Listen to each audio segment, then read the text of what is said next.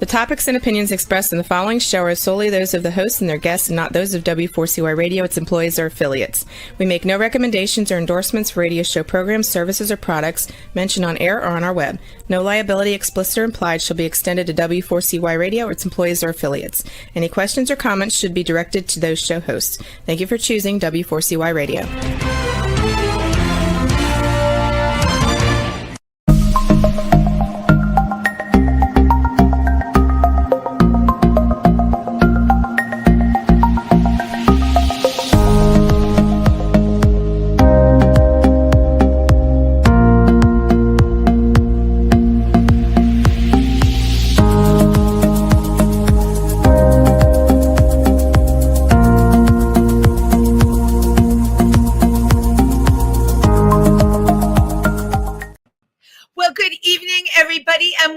To Triversity Talk. I'm your host, Wendy Stewart, and I'm trying out some new lighting tonight, and I'm looking like a poltergeist even to myself.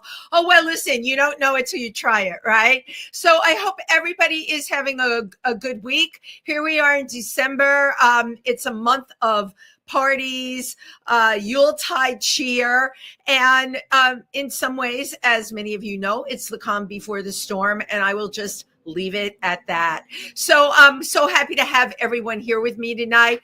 I have to tell you, we end up having the greatest guests on this show through word of mouth. And one of our board members, Janine, came to me and said she had been to Provincetown and saw an extraordinary film. And she actually talked to the producer of that film. And I said, you have to put me in touch with him. So I have an amazing guest here tonight. Okay. I'm calling tonight's segment How Documentary Filmmaking Inspires Social Change.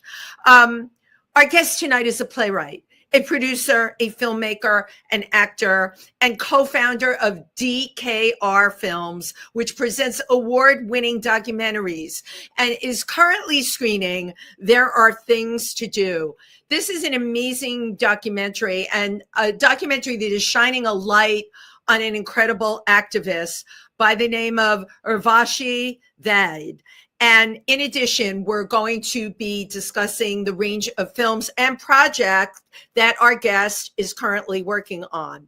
Please welcome Fermin Rojas. Hi there. I'm very curious. I'm very curious to know who your guest is. That person sounds really interesting. That's you. That's you. There's so much. That's so much about you. And I have to tell you something before I even get into all the things we were going to talk about. I knew who you were before Janine Sessa told me who you were, because Black Mambas is a film. How do I know about that? I'm a member of the Explorers Club. Oh, well, there you go. That film, I mean, what those women were doing involving poaching, and you're the one that made the film. Oh my God! Well, I produced the film. One of my filmmaking partners, Bruce Donnelly, who's a native South African, and one of the owners of DKR Films, one of the partners in DKR Films, Donnelly Kubish Rojas. And he did that amazing film. And for those of you who don't, well, first off, thank you so much for having me on the show. I am actually thrilled to have you. You're right in the arena of everything that I'm about. And I'm anyone who knows me knows a big film person, using film to communicate, using film to make a difference. And here you are, right here on Triversity Talk tonight. Thank you. Well, I think film is a very important medium, as is live stage performance. But I'll get into that later. But I think a great launching point for us to talk about what you can do with, I know one of your mission words is educate. And the Black Mambas was done by Bruce Donner, like I said, who's a native South African. And there's that organization, the Black Mambas. And it's an organization of women who patrol the parts of the Kruger National Park without weapons. Right. And they have been very effective, but that's just I would call the symptom of what they do, because the real work, a lot of the real work is behind that actual task. And that is educating their children on the fact that they can have a career doing this, and eliminating or trying to mitigate the culture of gun ownership that pervades a lot of their community. And also they partner with an educational arm to teach conservation to native populations. That film got a lot of attention, and it was amazing, because I'm going to jump in because I helped promote that film because of what it said. I've worked in Africa. So the situation with poaching and the fact that they were able to take the skills that women have because they are women, we're talking about matriarchs, right? In society, and in very male dominated villages. This was a big turnaround.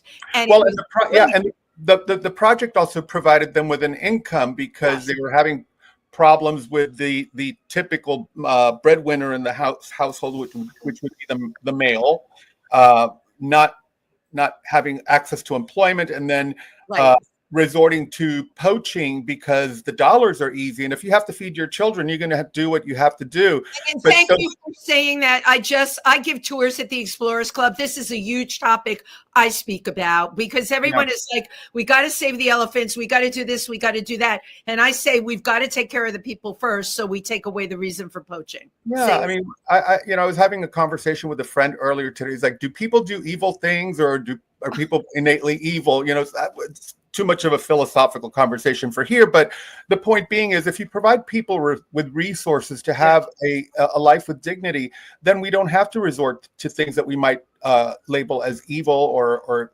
criminal, or things like that. So I'm so happy that you loved that film. It was one of the more special projects we had at DKR Films. Why are these kinds of films important to you? I mean, the film that we're going to discuss tonight, There Are Things to Do, right? Mm-hmm. Why is this so important to you? So, well, the short answer to that is, I think it's important. I'm interested in stories that we may not otherwise know, right? So let me wax philosophic for a moment. I wanted to talk about the power of film and where I think film is very useful to us, because it's not only a reflection of our times, it's also an interpretation of our times and a historical record.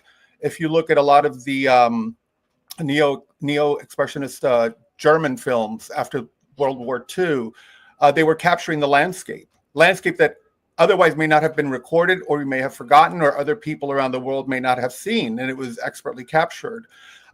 Also in films by Stanley Kubrick, who really captured the zeitgeist of AI before we ever even had the term AI, So I think film is a reflection and an instrument to be a record. And filmmakers are very observational people, I found. Either the most minute social detail or characteristic about a person or subject. So I'm drawn to some of these topics, particularly topics of social importance, because it's my own history. I am a Cuban immigrant. I was born in Havana, Cuba in 1960, just over a year after the revolution had happened. Amazing.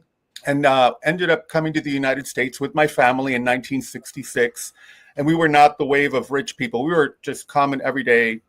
Right. And I have to ask you, because this interests me, historically, what was going on in Cuba at that time when your family left? Well, at that time, it was very quick and dirty history.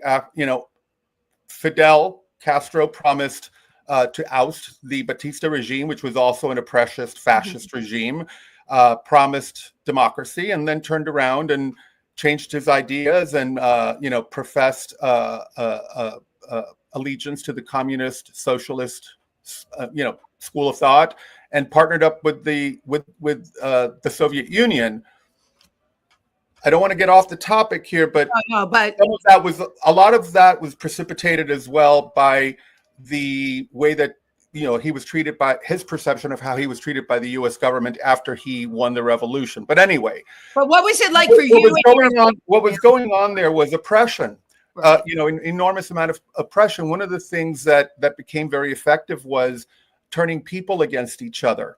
And all of a sudden, you were spying on somebody that had been your best friend. there was an incident when I was a child that I vaguely recall it, but I recall the moments of it where every July they would come and put little communist flags. Remember the red flag with the sickle and the hammer? They would put those all across the front of the property in Cuba. And my mother, her brother, my uncle, was imprisoned for being an anti-Castro activist. And so the woman who had been a very dear friend of hers that then became the head of the central spy committee of the bloc. Exactly. Went and put one of the flags in front of our house, and my mother went out and ripped it up in front of her. Well, this woman was accompanied by an armed guard, and they pointed the gun at her, and my mother said, "Go on, you've known me for 20 years. Go on, pull the trigger."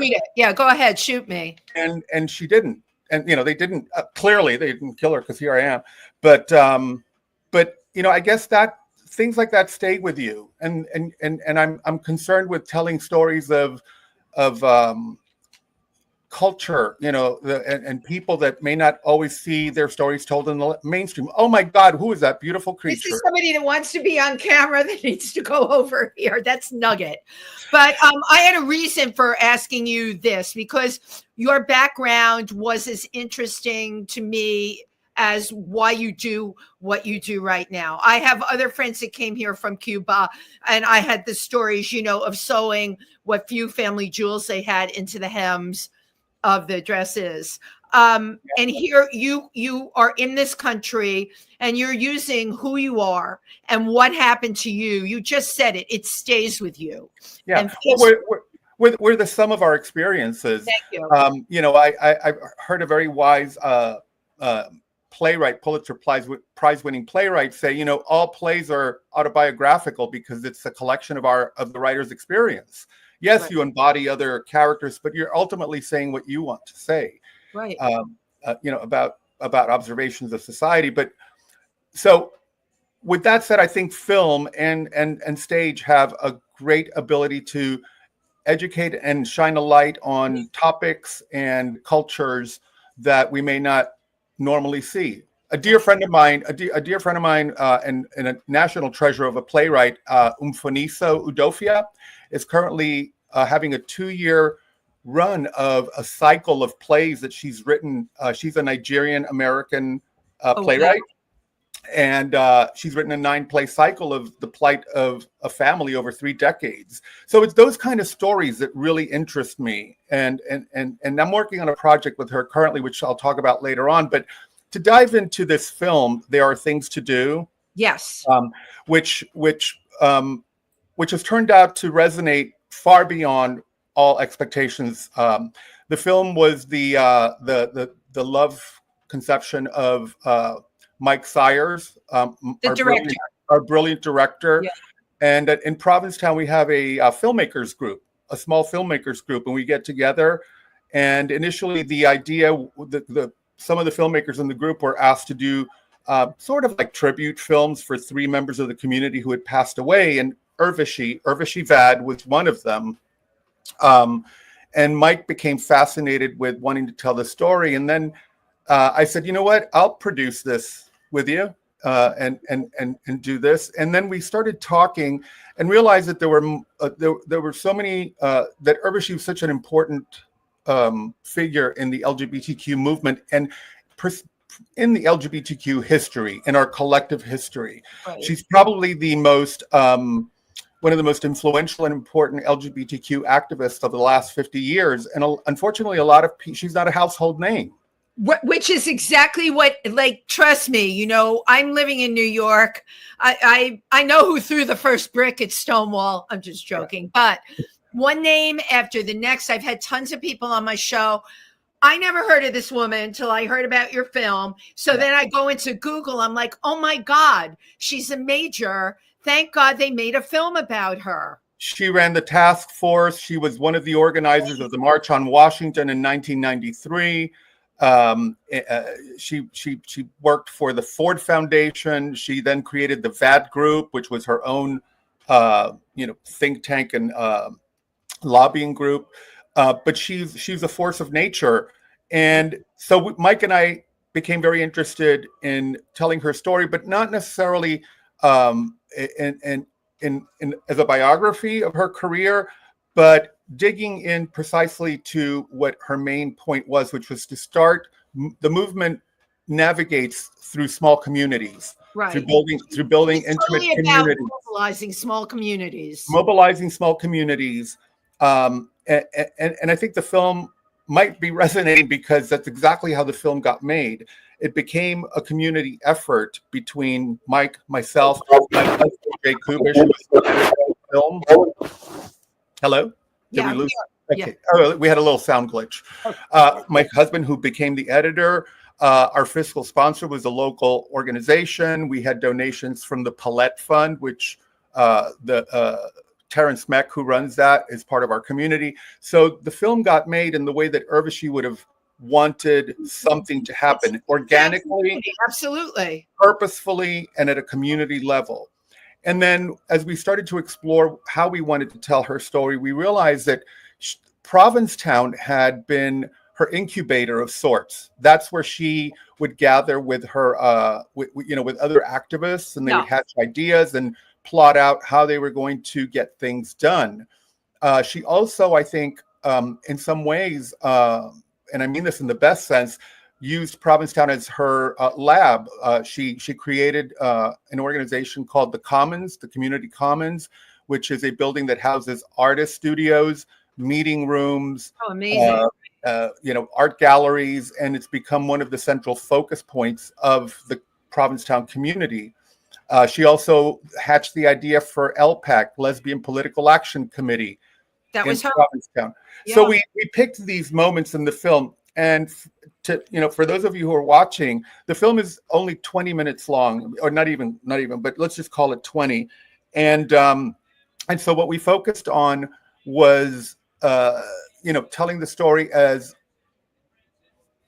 about a person who lived in a community and practiced what she preached in her community. And then, of course, there's the beautiful part of the story, which is her relationship with Kate Clinton, our treasured LGBTQ comedian and activist. And so we decided it was going to be a love story about how they influenced each other's careers, how they influenced and changed Provincetown, and how Provincetown changed them. And and the main message in it is we titled it "There Are Things to Do" because it's the title of the last chapter in a seminal book about LGBTQ movements that she wrote, and I have it jotted down here because I want to give the whole title of the book correctly. It's called Virtual Equality. Most people just say it's Virtual Equality, but the full title of the book is Virtual Equality: The Mainstreaming of Gay and Lesbian Liberation. And it won a Stonewall Book Award in 1996.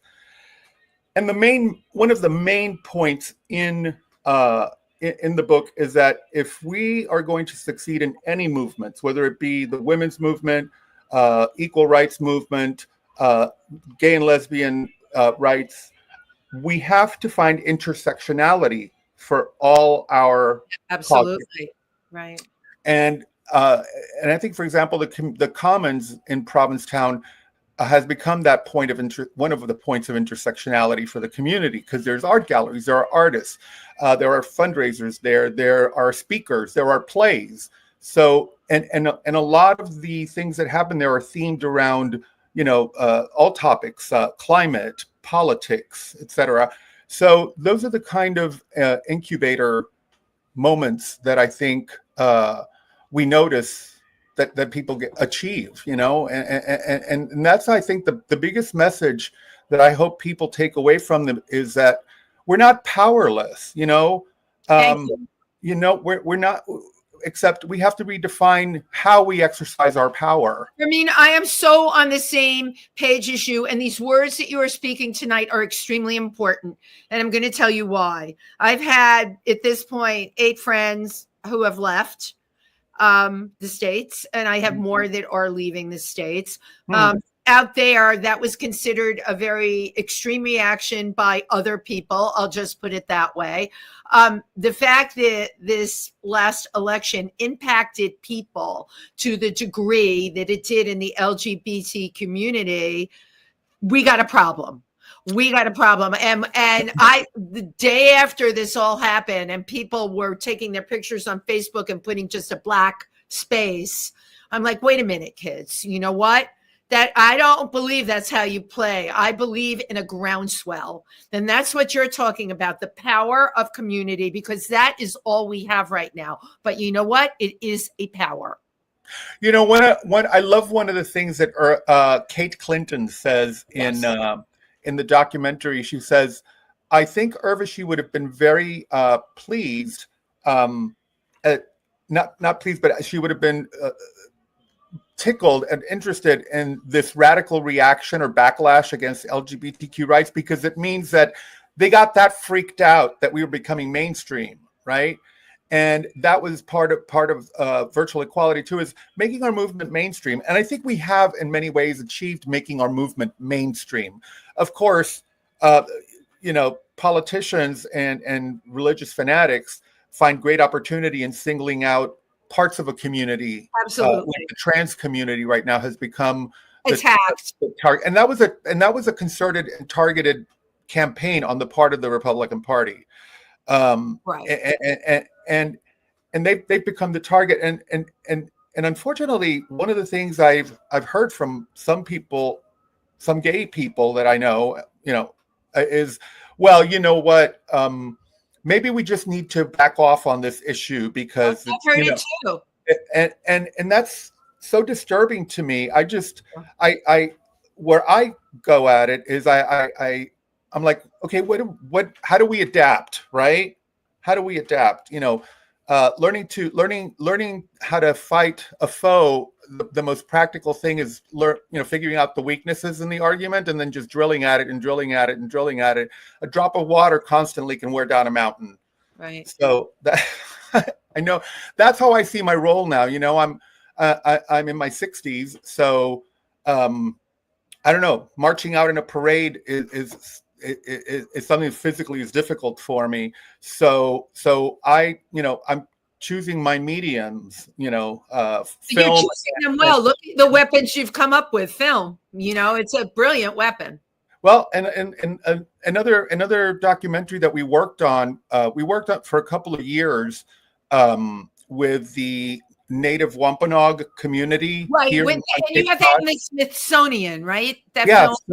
So we did several projects. It was an honor to work with the Wampanoag community here on Cape Cod for 2 years.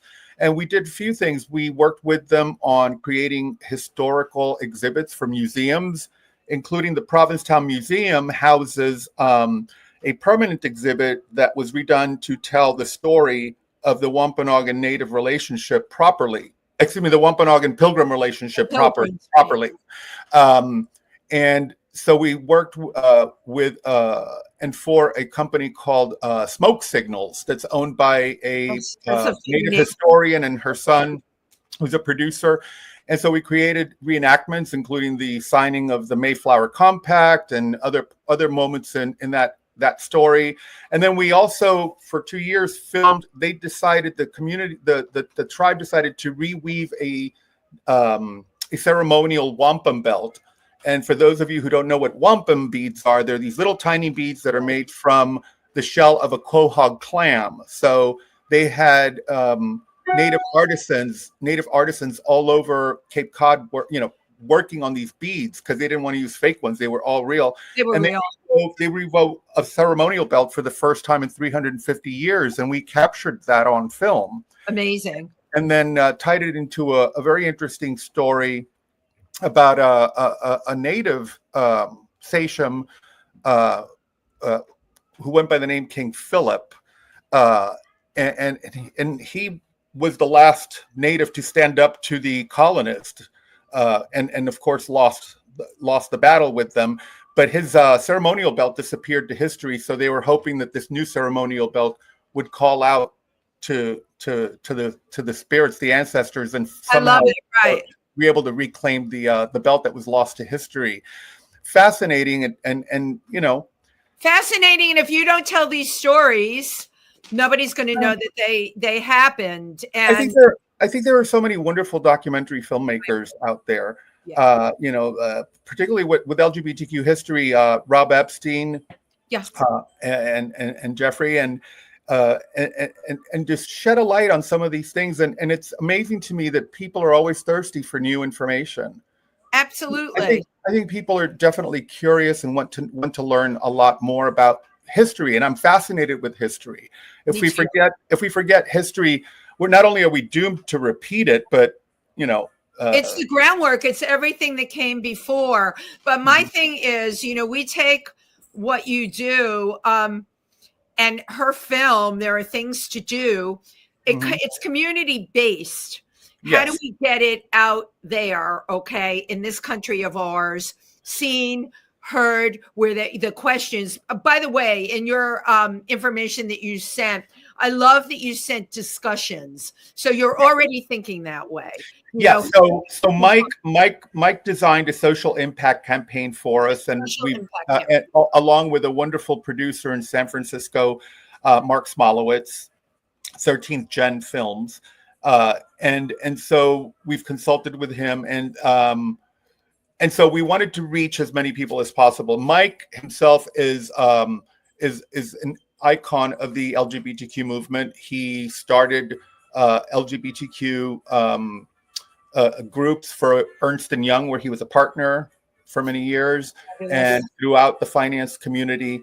And so we reached out to that community. We've made the film available to the LGBTQ centers across the country for free through an organization called Centerlink, which I know who they are. Yes. Yeah, you know. And then it's also been shown at the Colin Powell Institute in New York, and they want to start possibly using it for educational purposes. We have educational distribution through Good Docs, and we're in negotiations with public television. All of this is like really, really amazing. And you know what? You're really striking while the iron's hot, because people are going to be very ripe for this kind of information right now. Well, so you were saying, how do we get involved and how do we do this? So one of the things we wanted, since the film is educational, one of the things we included in our social impact campaign is, if anybody wants to, have a screening, you can contact us. You go to our website and you can contact us through there, and we'll work with any budget. None of us got made money on the film. We all worked pro bono on the film. We did have expenses, so hopefully, recoup a little bit of that. However, no salaries for anybody. This was all our full on, art and activism together. I love it. But also on the website, there are links to other organizations: the National LGBTQ Museum, the Paulette Fund. We, all of these, the LPAC, and LPAC is a wonderful organization, Lesbian Political Action Committee, and their focus is to support and fund down ballot candidates all across the nation, specifically women and non-binary candidates. And this year they were very, very, very instrumental in getting a lot of people elected. Which is great. Local government. But again, we're talking community, we're talking local, groundswell. Local. Yeah. If we all work local, then this film started local, and it's reached 5 continents, over 50 film festivals. Hopefully it'll be seen across the whole nation once we get this next licensing agreement in place. And I hope it continues to have a role in education, and also, like I was saying earlier, being yet another historical document. There is another filmmaker who's doing a full-length documentary about Urvashi. I am very glad about that too, because I was reading about Urvashi, and this is a huge life. Look at what she's done. Yeah, her name is Nancy Cates, and she's a terrific filmmaker. She did a magnificent film about Bayard Rustin, another icon of LGBTQ history that is not known by a lot of people. He worked right along with Martin Luther King. He was a gay man. Yeah, I mean, Those so songs, wow. hopefully Nancy will be able to do a much deeper dive into the career and impact that Urvashi had over her entire career. Absolutely. I want to show the trailer now because Yes, I want please. everybody to know it's a powerful trailer, by the way. It's very powerful. Thank you. Thank you.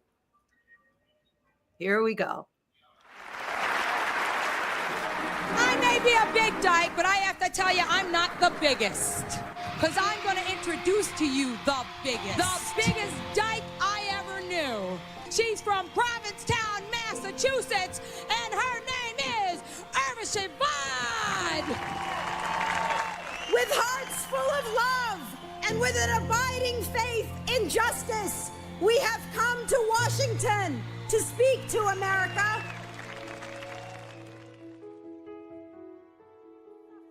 I remember standing behind her as she was giving this incredible speech, and there were 1 million people. I've never looked at 1 million people live before. And then we came back to P-Town because she'd wanted to write this book. Now writing probably what will turn out to be the most important book ever written about our movement. What I'm trying to write about is the future and whether the strategies that we've employed are going to carry us through the 90s into the next millennium. I heard you speak at the 1993 March on Washington, and it changed my life. Irv was launching LPAC, the first lesbian super PAC, to gain real visibility and representation, and Urvashi said, this is possible. When Urvashi and I were talking and meeting with people, it was that there wasn't enough spaces in town outside of the bar scene. She wanted to help foster that next generation of young, queer, diverse people. Does every single queer person experience the level of freedom, let's say, that I experienced living in Provincetown? No. I think that the reaction, the anti-gay, lesbian, bisexual, transgender against all of that right now is like Urvashi always felt, is a measure of how well we're doing. They're that freaked out. I'm not just here to stand up as a lesbian. I'm here as a woman. I'm here as an immigrant. I'm here against racism. I'm here to change the status quo because I believe in America and I believe in the future of this country.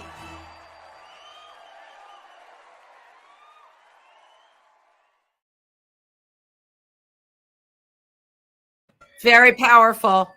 I'm always so moved when I see her speak over and over again. And I mean, I've seen these clips, hundreds of times. Right. And, when the first time we had a screening in a movie theater, I had a wonderful experience with her in the film. And I knew Urvashi when she was alive here in Provincetown. And just before I forget, I want to make mention that, her example of being involved did not wane even all through her fight with breast cancer. Right. Which she eventually passed from at 62, yes. Very young. And wow. She passed away May 14th, 2022, and she will be terribly missed. But the first time we saw it in a movie theater, since the screen is higher, we had always been, looking at the film this way, on our editing screens. And when I saw it elevated in her eyesight was right with the audience's eyesight. So I felt like she was speaking directly to me. And, you have those rare moments when you feel like the subject of your film has come back to talk to you. And it was a very moving experience to have. The film also screened at New Fest. It won audience award at New Fest, and we had a special panel of LGBTQ activists there to celebrate Urvashi's legacy. I just hope we learn more about who she is. I'm going to continue, and Mike and I are going to continue getting the message of who she was out there. This is one of our icons. She's. She was definitely, though, from everything you've told me and what I've read, she was really ahead of her time. And completely. Actually, a vision. It's amazing. She's yet another visionary that died too young. So it's up to everybody else to take the mantle of what she did, and now more than ever carry it forward. Yeah, and to everybody out there, it may be something as simple as sending a letter to somebody or an email to somebody, explaining to them how to support the community. That may be the start of an action. The butterfly effect. You never know. Just do something, right? Another thing that I was moved to do was write about the Statue of Liberty. I started reading about her history, and I'm a part of a playwright collective here on Cape Cod, and so over a 4-year period, I wrote this script titled Liberty Talks, and it's to teach everybody, hopefully entertain everybody too, but to teach everybody her real history. She was not a present from the government of France. Right, which is why, thank you for saying that, because that's what we were all taught in school. She was no gift, Our Lady. Well, she was funded, the statue itself was funded by a bunch of abolitionists in France who had admired Lincoln for ending slavery. And she was originally supposed to be a symbol of abolition. And very long story, which I won't get into, but it got changed to represent that she was a symbol of the War of Independence. Right. Mostly because when Bartholdi, the sculptor, came to the United States to drum up funds because the U.S. was supposed to pay for the pedestal, he came over here in 1870 and realized, mind you, this is like 6 years after the end of the Civil War, nobody wanted to talk about abolition. Done, right? So there was no interest in accepting a statue that was overtly a symbol of abolition. And then over time, she became a symbol of for immigrants. I can't believe you know this. I don't know any of this. This is so interesting to me. How did we finally? The greatest icon in New York is the Statue of Liberty. How many of our parents landed on Ellis Island? Grandparents. So how did they finally accept that this was the greatest thing that ever happened? Well, she immediately became kind of a hit as a novelty at first, in New York Harbor. Then she kind of fell out of favor for a long time, and then as she became part of the cultural fabric to represent immigrants, etc. And when she got better lighting, then she started to become of interest again. The other thing that made her become more of interest was, the famous poem, the New Colossus by Emma Lazarus. I don't know the poem. Yes, you do. Give me your tired, your poor, your huddled masses yearning to be breathe free. Yearning to break free. That's the phrase that most of us know, but it's a much longer poem. It's a sonnet, a Petrarchan sonnet, and that poem was not on the statue to begin with. It got placed on the statue later on through the efforts of a woman who was part of the. Give me a moment here. Yeah. He was part of the Schuyler family, the famous Schuyler family. Everybody knows the Schuyler sisters from Hamilton, part of that family. And she had been friends with Emma, and she found the poem again and then lobbied to have the poem put on the pedestal. What was the time difference from the poem did not make it onto the statue until I believe it was 1903 or 1913. I can't one of those two dates. And she was inaugurated in 1870. Wow. You are so good at this trivia. This is amazing. I never Wait, I got one even better for you. Okay, I'm ready. We have a gay and lesbian audience, right? Yeah. Emma Lazarus was a lesbian. There you go. Emma Lazarus, the woman that wrote the poem that welcomes that we identify with the Statue of Liberty, was a lesbian. Look it up. I'm not making it up. A lesbian. Wow. She's also considered the first important female Jewish poet of the United States. So she was Jewish and a lesbian. Jewish, a lesbian, and her family were immigrants. They were. There you go. We call that the double whammy. She was Sephardic. She was the Triple Crown. She was Sephardic. Her family was Sephardic. Wow. But Emma, in her own right, she worked with immigrants that were coming into the United States from the pogroms, Ashkenazi Jews. Yeah, the Ashkenazi Jews. and when she was asked to write the poem, she didn't really want to write it because it was for fundraising for the pedestal. So the poem was really a protest about how dare she was like, how dare they spend all this money on putting up the statue when we have immigrants that need money and help. Right.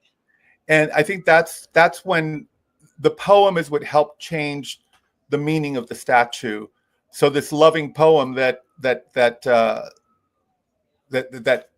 born out of Emma's talent, and again, I go back to different artists. Artists have this unique ability to capture moments in history and help shine a light on them and look at them. Right. And I think Emma captured the zeitgeist of the plight of immigrants that she was dealing with. Right. And for that, I thank you, Emma.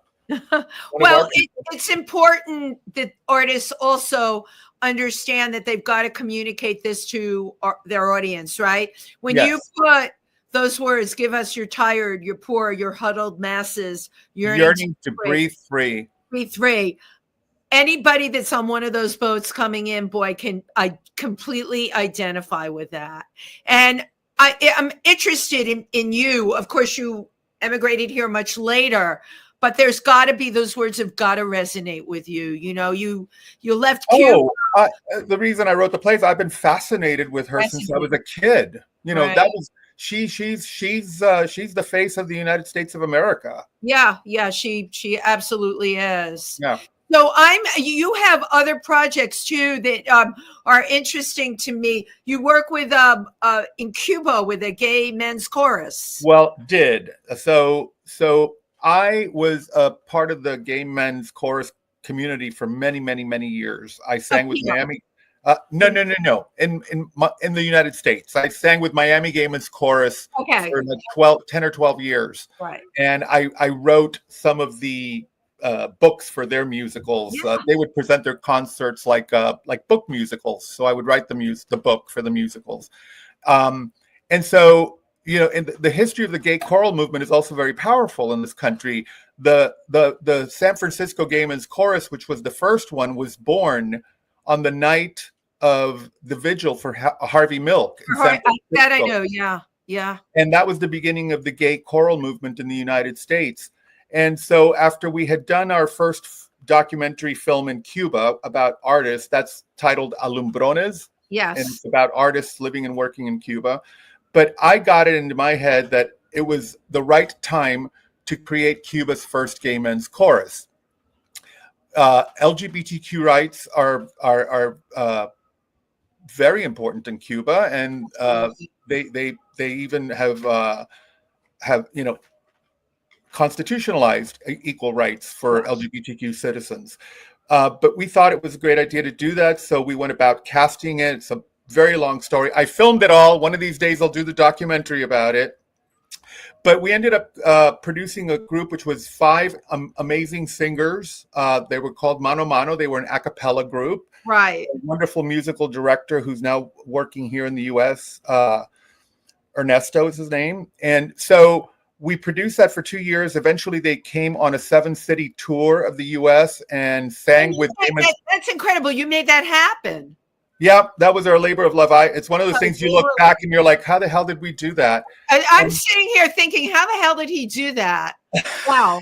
But I love the fact that, you thought you could and nothing stopped you. And now while we're talking, you're talking about you want to take that footage and make it into a film, which you absolutely should do too. That is something I think people would be. I find it completely fascinating. There's a huge gay population. I want to tell you how that story ended. It's not a spoiler alert, but we talk about legacy and how we're going to help the next generation of gay and lesbian and transgender people coming through the ranks. So after that, the group came on a 7-city tour of the U.S. They participated in Gala Festival, which is the international gay lesbian choral festival that happens every 4 years, etc. Long story short, 3 of them stayed, 3 of them went back to Cuba. One of the young men, Ariane Carlos, who had been part of that group, went back to Cuba. And then eventually, and he was always like the son I never had. And we became very close with his mom. And over the years, we stayed in touch. And then at the beginning of 2020, we had helped him get a visa to come to the US, and he was possibly looking to sing here. And then COVID happened, and he came up to live with us.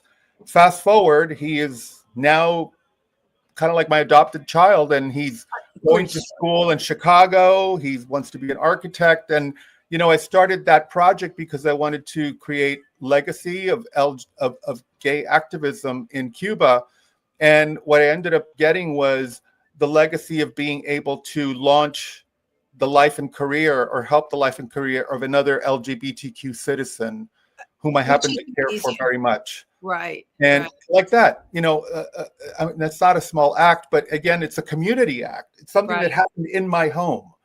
And so that's become one of the great joys. And my husband, God bless him, Jay Kubish, he has been in on all of all of these projects. He's made all of them happen. There's so many projects, and none of them are easy. I mean, taking someone and giving them a completely different life, bringing them up here, oh my God, while you're doing all the films and everything else, because you can't seem to stop doing it. And I love that. And you know what? Your activism is infectious. Absolutely. Well, thank you. I hope it is, because you know, we now more than ever, we have to bind. We have to continue. Do we need a moment to take a breath and like say, okay, you know, but I'll leave you with this because I know we're almost out of time. One of the next projects I'm working on is I'm producing a musical titled The Gospel of Eureka. The Gospel of Eureka was a documentary film made by Donald Mosher and Michael Palmieri. And it's a wonderful documentary about the community of Eureka Springs, Arkansas. Which I know about. But it was centered around an anti-trans bathroom bill that had come to town. But it's the story of this drag bar run by these two guys, and like this reenactment of the Passion of the Christ that happens there, which is one of the biggest attractions in the United States. And I'm working with a wonderful writer, director, and composer. I'm working with a fellow named Jeremy Cohen, who ran the Minneapolis Playwright Center for 20 years. I'm working with a wonderful writer whom I mentioned earlier, Umfuniso Udofia, and our composer who's playing with us on this right now is Emily Saliers of the Indigo Girls. Oh my gosh! Wow, so it's like all of it keeps coming full circle, and I can't wait to see what happens next. Right, everything does come full circle, and I have to tell you, because I got to give a shout out to Provincetown. I've had the Bettys on my show. I'm a member of the Imperial Court of New York. They're going to be one of our performers at Night of 1,000 Gowns.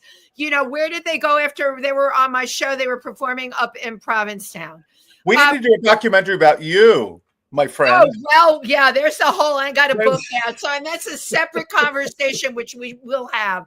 But yeah, it's, there's a power in community. And there are places I believe that are vortexes. P-Town is definitely one of them. Yeah. I think it's going to be on a lot of these places going forward that are going to be part of the new thing, the new groundswell. We've got to do it. And then we've got to get other places in the country to follow suit. That's what I believe. Yeah. We don't need to focus on the hysteria. We need to focus on what we can do positive and take care of each other. You are. I love your positivity. I wish you and I had been able to connect the day after the election, because, you know, I felt like Little Mary Sunshine.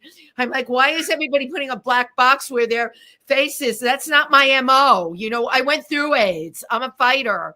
And we have to take our ammunition is our art. Now we are unfortunately out of time. How can people find out more about you in the film? So I would direct you to the website. There are thingstodo.com. Okay. You can learn there more about Mike, myself, where the film has been, where it's going, how you can, opportunities to see it. Yes, it's currently playing some film festivals around the country, but it's all right there. I cannot commit it to memory, but it's all the information and how to get involved. And there are worksheets on there on how to stimulate conversation. I completely, that's what I loved, because you know what? You would think that would be second nature, and it's not. And you put it in your whole social impact packet that you do. Thank you so much for everything. Thank you so much. Oh, and I always take a picture at the end. So, cheese. Oh, and the dog's licking me. He wants a dog. Nugget. God. Okay, just say hi and goodbye to everybody before we bye, Nugget. And thank you again. And we are planning on screening your film at the Triversity Center. Yes, January 16th, I believe it is. Oh, day after my birthday. Fabulous. Happy birthday. Thank you, darling. We will talk. And thank you, everybody who tuned in. Happy holidays ahead. Happy days ahead. You were very inspirational tonight. Thank you so much. Happy Goodbye. holidays. Bye.